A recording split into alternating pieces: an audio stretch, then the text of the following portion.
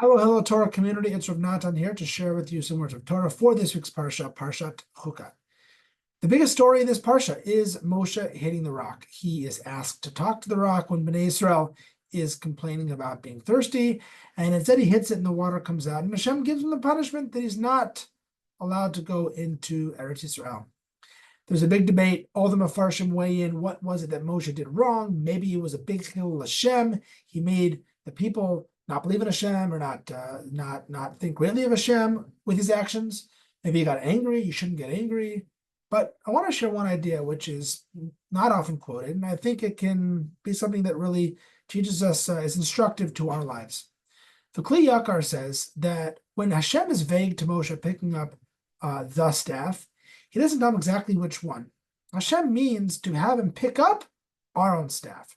Why is our own staff so significant? Says the Kli Yakar in the previous parsha, Parshat Korach, when Hashem wanted to show who was the one chosen by Hashem, all the tribes had their staff sitting against the Mishkan, and our own staff flowered. Unbelievable, magic staff, because to show that Hashem chose Aaron. And he wanted Moshe to pick up that staff and say to the rock, Rock, can you please have the water come out? To show the people that now, after they are 40 years in the Midbar, they're about to go into Eretz Israel. Hashem wants to get the message. You see this staff? You see these staffs that you've seen doing all these miracles, the flowering, the splitting of the Yam Suf. Hashem says, I'm not going to be able to do things like that anymore.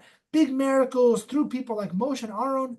I'm going to be able to create miracles that are just straight from me. And you're going to have to learn as you go into Eretz Israel that to look at basic things like rain, basic things like crops growing, basic things like winning a war, and see, wow, Hashem is directly impacting from Hashem to me. It's not going to be some big intermediary like you've been used to, Moshe and Aaron.